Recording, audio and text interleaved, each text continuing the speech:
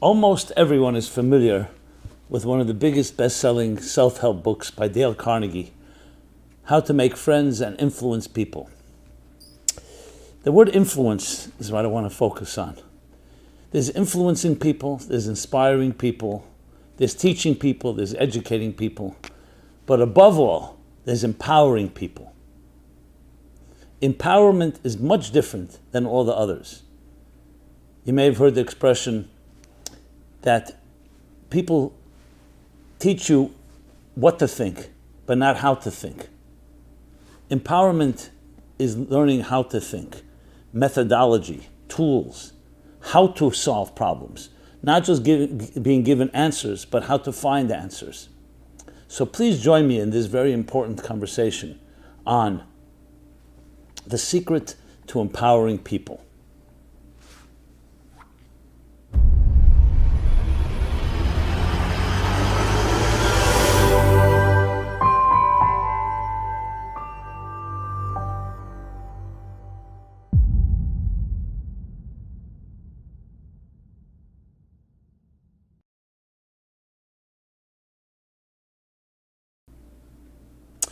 Hi, this is Simon Jacobson. I welcome you. We will be speaking about the secret to empowering people. This program is dedicated in honor of Heidi Plotkin. Mom, I'm grateful to have you in my life. Everyone is familiar with one of the biggest best-selling self-help books by Dale Carnegie called How to Make Friends and Influence People.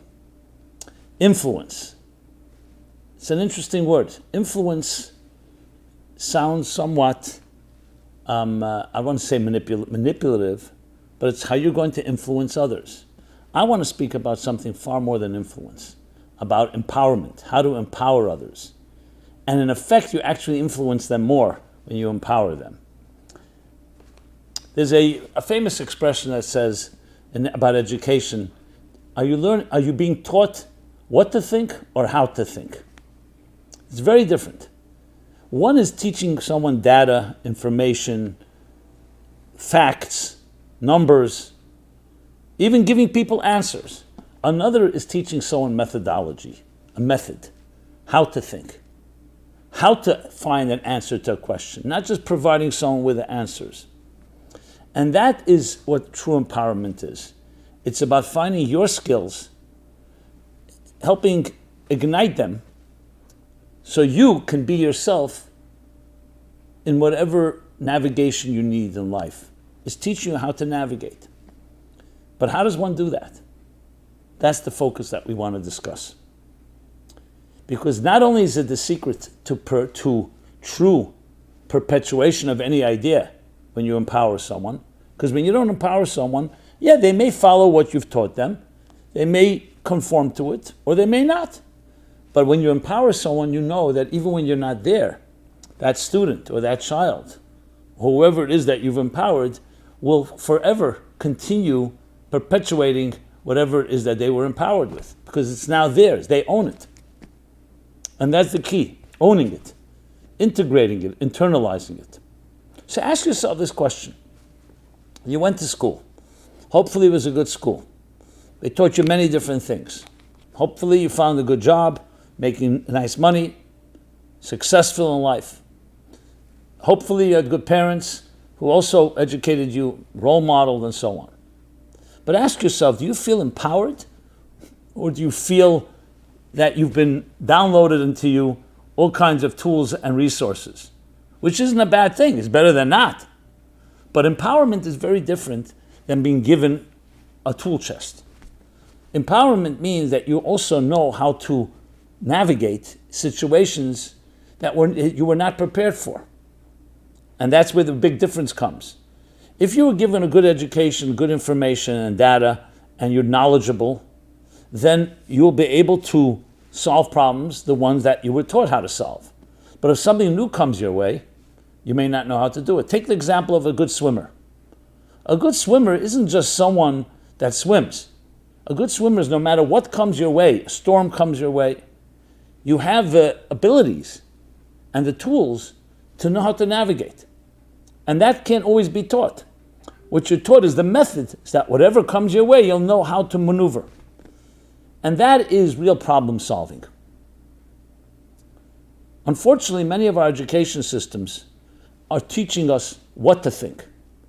That this is the healthy way of thinking about something, these are the best practices, and so on. Now, in many situations, that's true, and it's important to have that. You want to know the best practices in accounting, in law, in medicine, things that have already been proven through trial and error. You don't want to make the same mistakes. So that side of it is great. But then there's a second half, and that's those rare teachers that you remember forever, that made an impact on you, that long after you left school, after you haven't met that teacher, they left something in you that gives you that confidence, that you're able to really solve a problem, even though that problem was never presented before. And that's far more than just best practices. So the truth is, a good education requires both. But what is most lacking is the empowerment one. So let's use a verse. This is a verse from the Bible, a very powerful one, that really teaches us this message in very clear terms.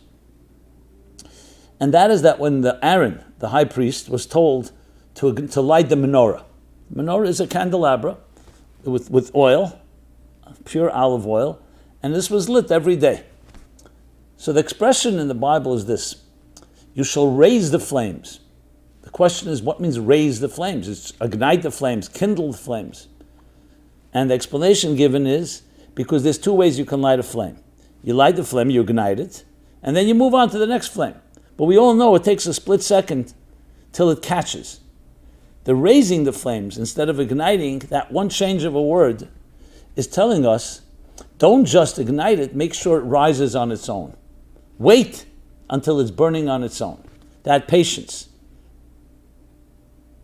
You're teaching a child, and you think you've given the child what it needs to solve a problem, but wait that extra minute, or that extra day, or whatever amount of time it takes, that the child can now do it on their own. And that's a whole different experience. Because that's called empowerment. That's called teaching methodology. That changes a person's life. So when they grow older, whatever comes their way, they know how to navigate. So what is the secret to empowerment then? How does one reach that? And what is the reason that many of us are not able to empower someone? We may be able to influence someone. You may be able to inspire someone, educate. But empowerment? As again, the litmus test for that, does it perpetuate? Does that person in turn create students? Have you taught someone to be a leader, or you taught them to be a follower? If you taught them to be a leader, they will be a leader, and they will continue to teach that methodology, albeit in their own way, in their own style. But they've owned it and it's become part of them. So that's the litmus test. So what is the secret to that? So psychologically speaking, and this is not necessarily a rule, but it's important to mention because it's not mentioned enough, very often insecurity, oddly, is the reason that we don't teach people how to think, but we teach them what to think. Because we may be threatened by a different way of thinking, and we want people to keep in line. Not that necessarily you or anyone, or the educator or the government person or whoever it may be, is maliciously trying to control minds. There are people doing that as well. But it's just a tendency. Why rock the boat? This is the way it's been done. Let's stick to this. It's playing safe. People don't like confrontation. They don't like change. They don't like difference. There's a reason that most people are conformists. It's easier. But it's not necessarily who you are. That's why individuality is often compromised in the process. Now, of course, there's need for coexistence, there's a need for cooperation, there's a need to work together, and so on. We're not denying that. But there's also a need for individuality. And that leads me to the second point. Some people feel individuality needs to be compromised in the face of the greater good. We've seen what's happened when people just, individuality on its own can create anarchy. And that's the second reason that many people feel we have to teach you what to think, not just how to think. Because it's dangerous. You let people start thinking on their own, who knows where they're going to end up being? Especially if you go into stronger ideological social systems, religion or others, where they feel very much the need. I don't want to say the word mind control. It could spill over to that. But some form of order. And that's why when you see rebellious young people, many see that as a threat to the system, a threat to the bureaucracy, a threat to the rules. But at the same time, we are individuals. And to suppress that is not necessarily healthy. So I'm analyzing the reasons why you often find. Now, to be honest, for many, it's not even there's a reason. That itself has become the system. Teach them the facts. Teach them the data. Don't teach them how to think.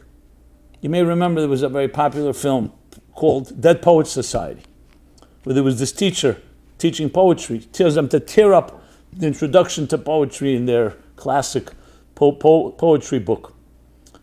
And he's a threat. He's a threat to the rest of the establishment, the school.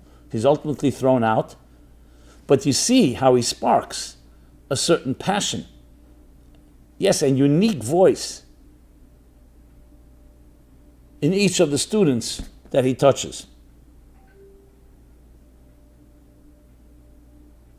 So, of course, the challenge is how do you balance the two?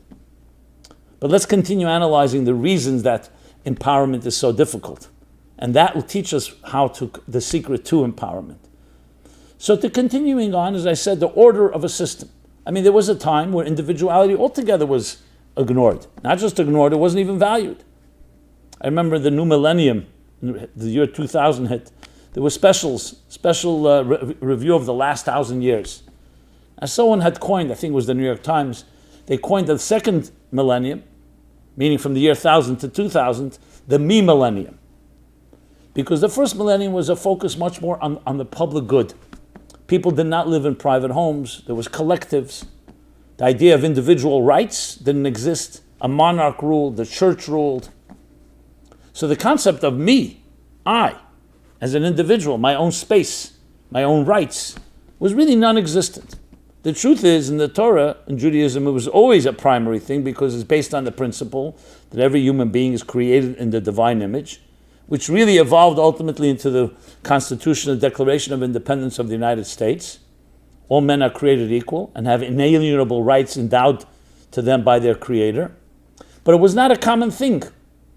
That became much later, in the last few centuries, with pluses and negatives. The negatives, of course, create anarchy or create an individuality that doesn't have any order, like a godless society or almost a valueless society that can end up evolving into. But on the good side, it sparked and revealed the individual uniqueness. Remember, none of us are the same. We have plenty of things in common. So respecting the individuality of something lies at the heart of the secret to empowerment. And the lack of respect, again, not necessarily malicious. For some it may be. But for some it's just simply the default state. It's threatening, it's new, we don't know what will happen. It's much easier. You're running a classroom. You need people to sit in their seats. You can't have just everyone doing whatever they want. So of course there's a certain basis to order. That's what defines a community, a society. But how much of it is suppressing and undermining the individuality? That's the challenge. So the respect of the individual is critical. So the insecurity that one may have ultimately would translate. An insecure parent is going to create an insecure child. Why? Because his or her insecurities will be projected. And just like you, the parent, may not want to explore new vistas and new horizons, you won't let your child do so. We want you to be a doctor. We want you to be a lawyer. We want you to fit into a mold that we've preconditioned, preset for you. Very often those parents themselves are fitting into a mold that their parents set for them. So we're not suggesting we don't want to have guidelines. A good educator, a good teacher has guidelines. But at the end of the day, the focus is not on the teacher, it's on the student. So the first and most important thing of all in the secret to empowerment is the fundamental respect of the dignity of every individual soul. The person you're sitting with, whether it's a man or a woman, whether it's a child or it's an adult, whoever it may be, has fundamental dignity, their birthright. You did not give it to them, and therefore you cannot take it from them. That is, maybe it's the unspoken, or should be the spoken rule, axiom, before everything else when you're sitting and teaching someone. When you begin with that premise, then the goal is not about imparting information. It's about how do you get that individual soul alive. Now, part of that is going to be imparting information and data and giving them case studies and the past and studying history and studying the rights, the positives and negatives of any given situation, and everything that comes in whatever science it may be, physical science, social science, or political science. But you began with a premise of the value of the person. I would submit that we live in a time with all our technologies and all our advancements in medicine and science and so on, the devaluing of individuality, of unique souls, the sanctity of a unique soul, of an individual soul, has been many ways obfuscated, either due to the mass media, either due to commercialization or industrialization of things, monetization, because that's what you want. You want statistics, you want more customers buying the same thing. I mean, you could analyze it forever, but the bottom line is there is a big undermining. I would even say a deterioration of the value, the devaluing of individual dignity. And as a result of that, there's much more of, we'll teach you what to think, but not how to think. What is marketing? It has many virtues, but at the end of the day, they want you to think a certain way. They want you to associate beauty with a certain product, with a certain act, and then purchase it. Travel, clothing, smoking, whatever it may be. Or other ways of influencing the mind, emotional manipulation. It's trying to teach you what to think, not how to think. Because how to think, you may say, 1 second, this product may not be so good for me. There may be other options.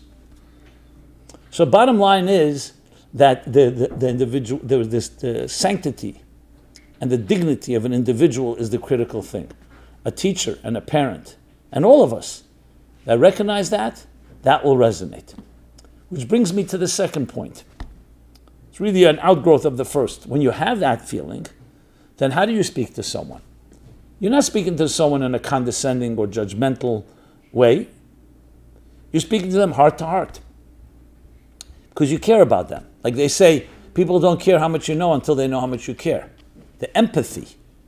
Words from the heart enter the heart. That is the point number 2, the secret to empowerment. Words from the heart enter the heart. But that only comes when you have sincerity. Again, if you're just trying to sell a product, so selling a product is however you can get that person to buy it. At the time, they may think you're doing them the biggest favor. In time, have you empowered them? Now, of course, you could argue, some people actually say, I'm selling you an empowering product. That itself, interesting, ironically, can be used to disempower people by telling them you're empowering them. But that deserves its own conversation.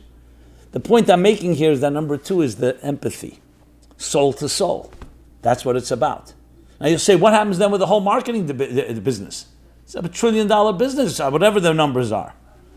Well, if we really had a very pure, truthful society, a lot of things that are marketed don't deserve to be on the market.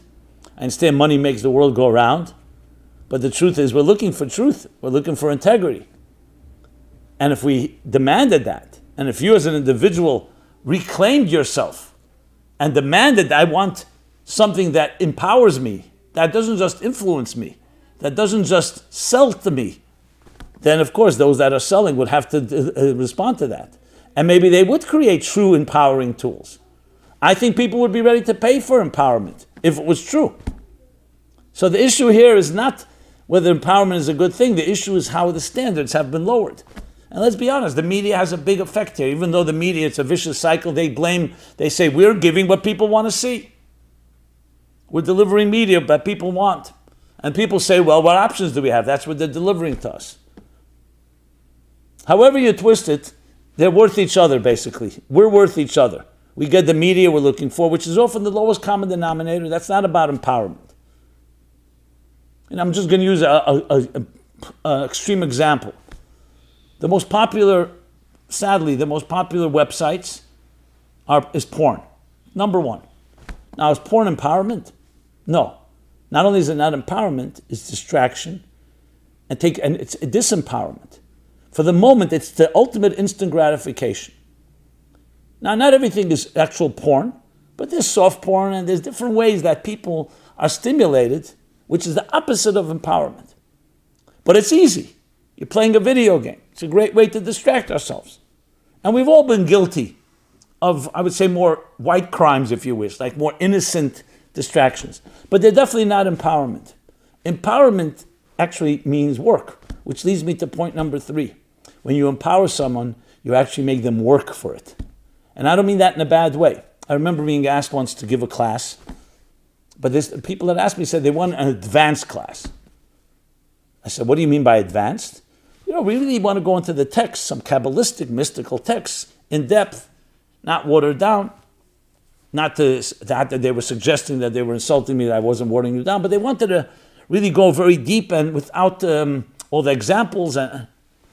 When truth is, to be honest, the simpler you can make something, the deeper you understand it. But that's a side point. So I said, well, I don't consider that advanced. You're just saying you wanted to have it in the original language, not in the translation. Fine. We'll say, what is advanced? I said, advanced is that everyone participating in the class has to write a paper once a month and has to present before the group. They have to teach the idea to others. They looked at me. I said, yeah, that's advanced. Because then I'm the teacher and imparting you deep information. I'm empowering you to impart it. So get up in front of the group as best as you can. We're not asking for perfection. This is not about a test or grading people. It's the method of how you get empowered. Anyway, to be honest, most of them didn't want to agree to do that. They were uncomfortable. I said, that's advanced. I wasn't trying to get out of the situation, but that's to me advanced. And I'll be honest, I feel great passion when that happens. Very much of what we do at the Meaningful Life Center is very much about that. It's about empowerment. Now, empowerment is not always as comfortable. It's much easier to just sit back, relax, and let the teacher do the work. So the point number 3, after the first two, which is, first one is the dignity, respecting the fundamental and sacred dignity of the individual. Number 2 is words from the heart enter the heart, empathy. And number 3 is making the person work at it. Let them write a paper. Let them present. Even at a young age. You can't imagine what kind of power that creates. And confidence. Because then you have to put it into your own words, digest it, internalize it, and then express it to someone else. That's the ultimate empowerment. Then you know that someone is on their way and will learn to navigate. Now, there are many other tools that are part of all of this, but this is the key thing to always remember. But I look at it also as a sacred duty, to use the word sacred again, because this is the key to real growth and health. We live in a world with many different people. Most are followers, to be honest. My father would always say, as a journalist, there are 3 types of people. People who make things happen, people who watch things happen, and people who ask what happened. Empowerment means that you become a person that makes things happen.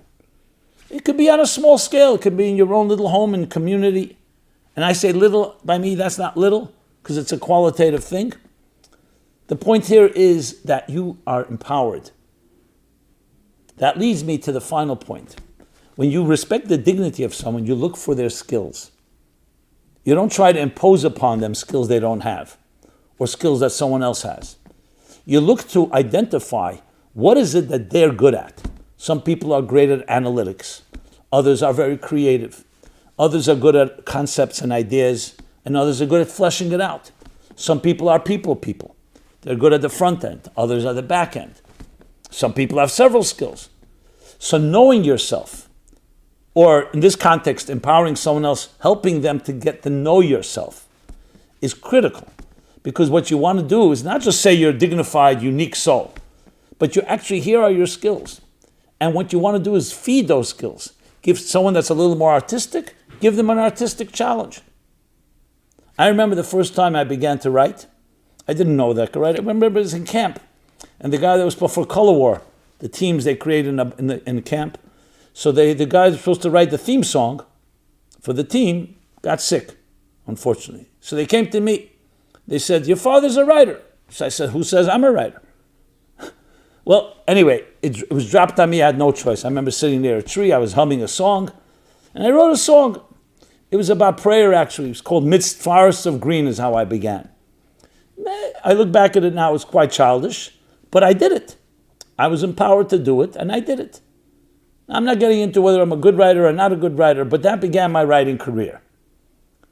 Really. I mean, I've written before that, some essays here and there.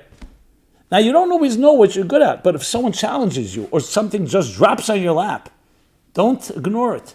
That may be the thing that stimulates, that's the catalyst that stimulates and awakens that particular skill of yours, that uniqueness in you.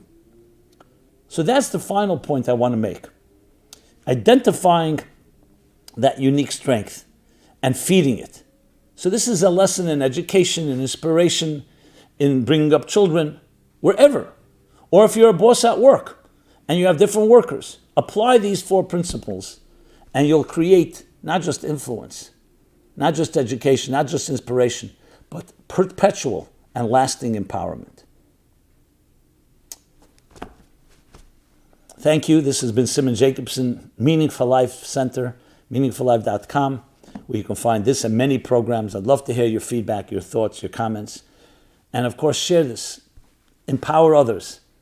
Let us all turn this into a ripple effect, a butterfly effect that actually can bring and create from followers, leaders, people make things happen. Make things happen. Be well. This program is brought to you by the Meaningful Life Center. Please help us continue our programs. Make even a small contribution at meaningfullife.com/donate.